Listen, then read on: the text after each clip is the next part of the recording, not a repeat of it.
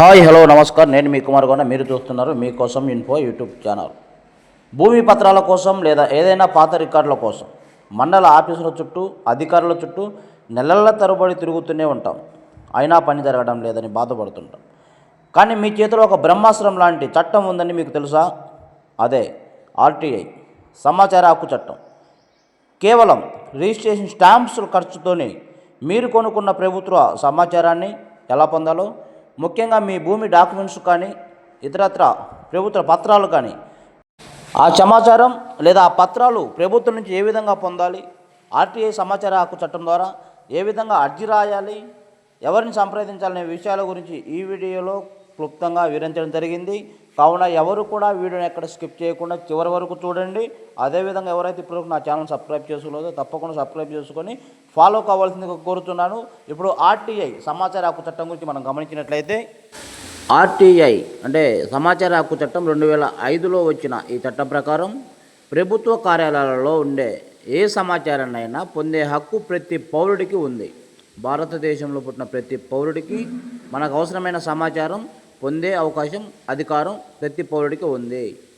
మీ వీధిలో రోడ్డు ఎందుకు వేయలేదు, మీ ఊరికి వచ్చిన నిధులు ఎవరు ఎలా ఖర్చు పెట్టారు, లేదా మీ భూమికి సంబంధించిన పాత అడంగల్ రికార్డులు ఎక్కడ ఉన్నవి, ఇలా ఏ వివరాలైనా కానీ మీరు అడగవచ్చు. అధికారులు సమాచారం ఇవ్వకపోతే వారి జీతం నుండి జరిమానా కూడా కట్ అవుతుంది. అందుకే ఇది సామాన్యుడికి ఒక అతి పెద్ద పవర్గా చెప్పుకోవచ్చు. దేశ సంరక్షణకు సంబంధించి కానీ, దేశ యొక్క సైనిక బలగాల గురించి కానీ, ఇలాంటి సెన్సిటివ్ మ్యాటర్స్ గురించి తప్ప భారతదేశంలో ఉన్నటువంటి ఏ ఆఫీసు నుంచైనా కానీ ఏ సమాచారమైనా అడిగే అధికారం ప్రతి ఒక్క పౌరుడికి ఉంటుంది. మనకు అవసరమైన సమాచారం మనం ఏ విధంగా పొందాలి అనే విషయాన్ని మనం గమనించినట్లయితే, ఆర్టీఐ సమాచార హక్కు చట్టం 2005 ప్రకారం ఏ ఆఫీసు అయితే సమాచారాన్ని మనకు ఇస్తుందో, ఏ ఆఫీసు నుంచి మనం సమాచారం కోరుతున్నామో దానికి సంబంధించిన ఆఫీసుకు సంబంధించి హెడ్ ఆఫ్ ద డిపార్ట్మెంట్ ఒకరు ఉంటారు.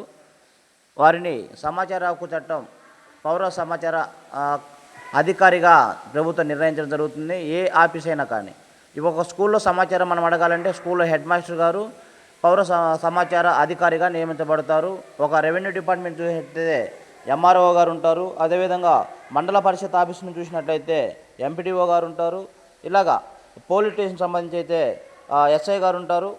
ఇలా పౌర సమాచార అధికారి ఎవరంటే ఆ ఆఫీసుకు ఉన్నటువంటి సుప్రీం ఎవరైతే హెడ్ ఆఫ్ ది డిపార్ట్మెంట్ ఉంటారో ఆ డిపార్ట్మెంట్లో ఆ యొక్క ఆఫీసులో వారిని పౌర సమాచార హక్కు చట్టం కింద అధికారిగా నియమించడం జరుగుతుంది. వారికి మనకు అవసరమైన సమాచారం క్లియర్గా, మాకు పలానా సమాచారం కావాలా, పలానా డాక్యుమెంట్స్ కావాలి అనే ఒక అర్జీ రూపంలో రాసి దానికి సంబంధించి Aadhaar card, ration card xerox జత చేసి, అదేవిధంగా దానికి ఎన్నైతే స్టాంప్స్ అవసరమవుతాయో మనము అది సమాచారాన్ని పోస్టు ద్వారా మనము స్వీకరించాలని కోరుకున్నట్లయితే పోస్టుకు సంబంధించిన వెయిట్, పోస్టల్ ఛార్జెస్, స్టాంప్స్ ఖర్చు ప్రతి ఒక్కరు కూడా మనమే కట్టి ఇచ్చినట్లయితే ఆ సమాచారం వారు పోస్టు ద్వారా మనకి ఇవ్వడం జరుగుతుంది, పోస్టు ద్వారా పంపించడం జరుగుతుంది.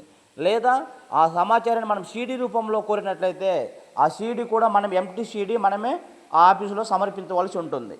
లేదా ఆ సమాచారాన్ని వ్యక్తిగతంగా డైరెక్ట్గా ఆఫీసులో మనము జిరాక్సులు స్వీకరించాలనుకున్నట్టయితే డైరెక్ట్గా స్వీకరించడానికి అర్జీలో మనం మెన్షన్ చేసినట్లయితే డైరెక్ట్గా ఇవ్వడం జరుగుతుంది. ఒక నిర్దిష్టమైన సమయం ప్రకారం 15 రోజుల నుంచి 45 రోజుల లోపు, లేదా ఆఫీసుకున్న తదితర వివరాల ప్రకారము 75 రోజుల లోపు కూడా మనం కోరుకున్న సమాచారాన్ని వీలును బట్టి అధికారులు మనకి ఇచ్చే అవకాశము ఉందన్నమాట.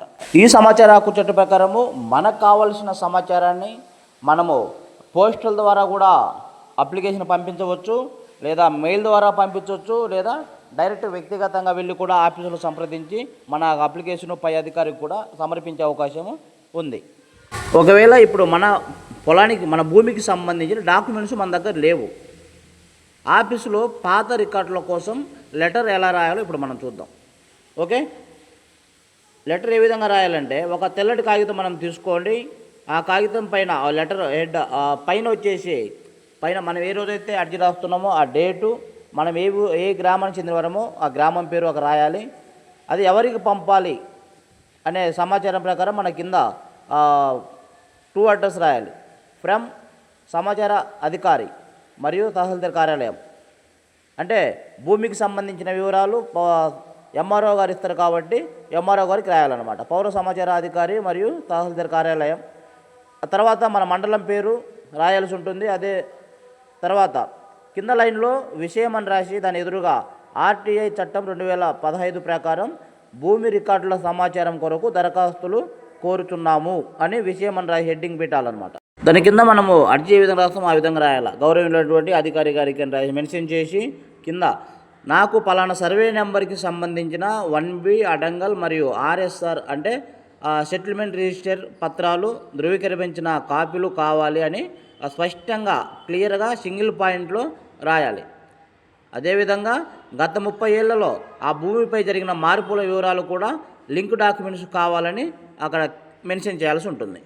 తదుపరి కింద వచ్చేసి మన డీటెయిల్స్, మన పేరు, ఫోన్ నెంబర్, అడ్రస్సు, సమాచారం మనం ఏ విధంగా అడుగుతున్నామో దాని యొక్క వివరాలు పోస్ట్ ద్వారానా లేదా మెయిల్ ద్వారానా లేదా CD రూపంలో లేదా ఫిజికల్ డాక్యుమెంట్స్ రూపంలో అని చెప్పేసి అక్కడ మనం మెన్షన్ చేసి అప్లై చేయాల్సి ఉంటుందన్నమాట. దానితో పాటు మన ఆధార్ కార్డు, అదేవిధంగా మన రేషన్ కార్డు తప్పకుండా మెన్షన్ చేయాలి, జిరాక్స్ పెట్టాలన్నమాట. దాంతోపాటు అవసరమైన డాక్యుమెంట్స్ ఏ సమాచారం గురించి జరుగుతుందో దానికి సంబంధించి మన దగ్గర ఏమైతే సమాచారం ఉందో ఏమైతే జిరాక్స్లు ఉన్నాయో అవి తప్పకుండా అటాచ్ చేయాలి. అటాచ్ చేసిన తర్వాత సంబంధిత అధికారి గారికి ఇచ్చి ఒక రసీదు తప్పకుండా పొందాలి. చాలామంది ఏం చేస్తారంటే అర్జీ ఇస్తారు కానీ రసీదు పొందరు. రసీదు పొందకుంటే అర్జీ మీరు ఇచ్చినట్టుగా మీ దగ్గర ప్రూఫ్స్ ఎలాంటి ప్రూఫ్స్ ఉండవు. మీరు అక్కడి నుంచి మనం కోరుకున్న ఆఫీసర్ దగ్గర నుంచి మనకు సమాచారం రాలేదంటే పై ఆఫీసర్ దగ్గరికి ఫస్ట్ ఆఫీస్కి వెళ్ళాల్సి ఉంటుంది. ఇప్పుడు ఎంఆర్ఓ గారి దగ్గర నుంచి మనం కోరుకున్న సమాచారం రాలేదంటే వారి పై అధికారికి ఫస్ట్ ఆఫీల్ చేసుకునే అవకాశము ఉంది. ఆ ఫస్ట్ ఆఫీల్లో కూడా మనకు సరైన సమాచారం రాలేదంటే నిర్దిష్టమైన సమయంలో రాలేదంటే రాష్ట్ర సమాచార హక్కు పౌర సరఫరాల అధికారి గారికి మన యొక్క సెకండ్ అప్పీల్ చేసుకునే అవకాశం ఉంది. సెకండ్ అప్పీల్ మనం చేసినామంటే అది ఫైనల్ అప్పీల్ కూడా. సెకండ్ అప్పీలే ఫైనల్ అప్పీల్. ఈ ఫైనల్ అప్పీల్ మనం చేసినట్లయితే ఏ అధికారి గురించి అయితే మనం సమాచారం అడిగామో ఆ అధికారికి సంబంధించి శాలరీ నుంచి ప్రభుత్వం నిర్ణయించిన ప్రకారము కొంత ఫైన్ అనేది కట్ చేయడం జరుగుతుంది. ఆ ఫైన్ కూడా ఎవరైతే అర్జీదారుకు అది ఇవ్వడం జరుగుతుంది. సమాచారం ఇచ్చేంత వరకు అతని శాలరీలో ఫైన్ పడుతూనే ఉంటుంది అన్నమాట.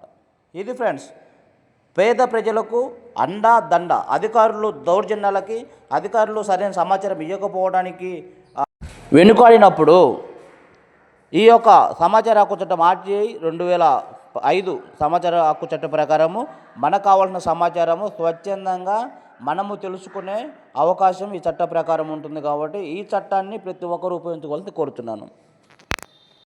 ఇలాంటి మరిన్ని అప్డేట్స్ కోసము మీకోసం ఇన్ఫో యూట్యూబ్ ఛానల్ ఫాలో అవుతుండండి, సబ్స్క్రైబ్ చేసుకోండి. మీ ఫ్రెండ్స్కు, స్నేహితులకి ఛానల్ షేర్ చేసి విలువైన సమాచారాలు వారికి అందించవలసిందిగా కోరుతున్నాను. థ్యాంక్ యూ, ధన్యవాదములు. నేను మీ కుమార్ గౌడ, మీకోసం ఇన్ఫో.